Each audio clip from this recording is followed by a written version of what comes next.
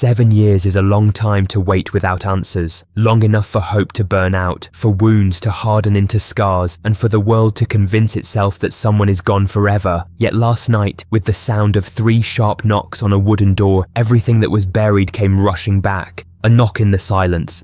It was late. The street was quiet, washed only in the pale glow of a flickering lamppost. Emily sat at her kitchen table, a cup of untouched tea cooling beside her. She had been rereading the same page of an old novel, her mind drifting into places she no longer liked to visit.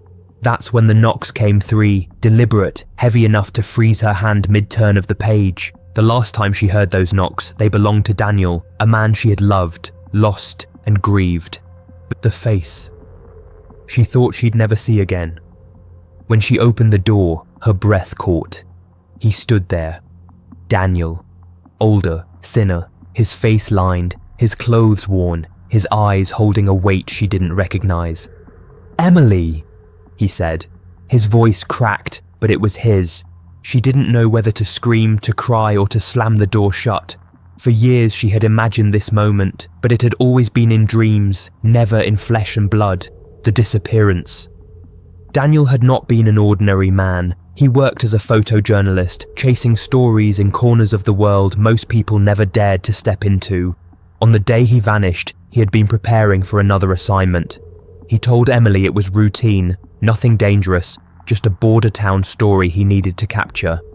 But he never came home. The police searched, volunteers combed fields, the family put up posters, yet weeks bled into months, and the trail went cold.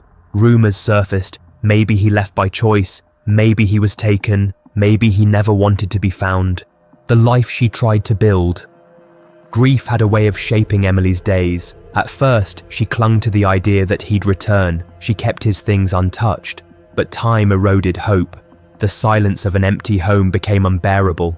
Eventually, she learned to live with absence. She built a career, surrounded herself with people, tried to find laughter again. Yet even in moments of joy, his shadow followed. Sometimes she hated him for leaving.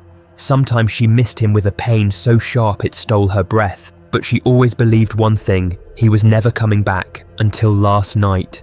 Why he vanished. Emily demanded answers.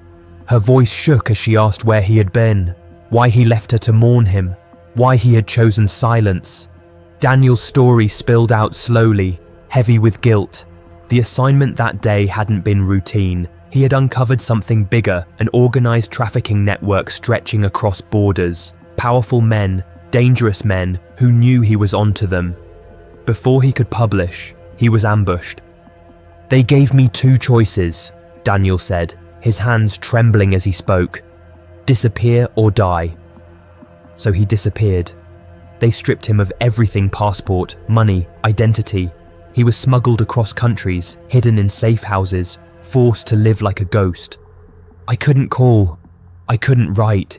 If I reached out, you would have been in danger too," he whispered. The strain of truth. Hearing this didn't bring the relief Emily expected. Instead, her heart split between anger and grief all over again.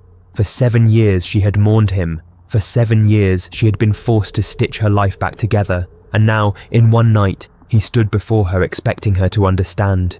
"You left me with nothing," she said. Her voice cracked, filled with all the unsaid pain of years. "Not even a goodbye." Daniel nodded. His eyes glistened. "I know. And every day I carried that weight. Every day I thought of you. But if I had tried to explain, they would have come for you. They would have destroyed you just to silence me." The world kept turning. While Daniel lived in shadows, the world had changed. His parents had grown older, his friends had moved on, and Emily had learned to live without him.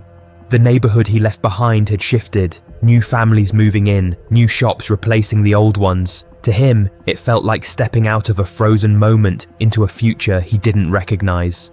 They sat at the kitchen table until dawn, speaking in fragments. Emily asked what he wanted now.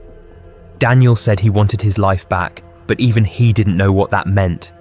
He carried stories inside him, scars both visible and hidden, experiences that had carved him into someone new.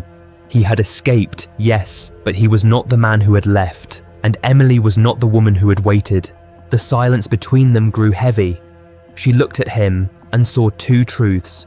She still loved him, but she no longer knew him. The hook of fate. The curious part is this: life rarely gives back what it takes away. Most disappearances stay unsolved. Most doors remain unanswered. But when fate chooses to return what was lost, it doesn't come neatly wrapped. It comes with questions, scars, and choices nobody prepares you for. Daniel's return was not the ending Emily once prayed for. It was the beginning of a new uncertainty, a story where love had to compete with time, where forgiveness wrestled with betrayal, and where survival left marks that love alone could not erase. What comes after Disappearance? As dawn spilled golden light across the street, Daniel reached for her hand.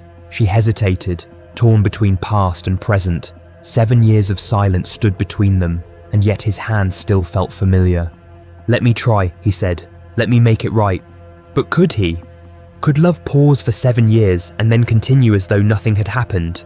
Could a heart forgive what time had taken away? Emily didn't know. What she did know was that the world would never look at her the same. People would call it a miracle. They'd ask questions she wasn't ready to answer.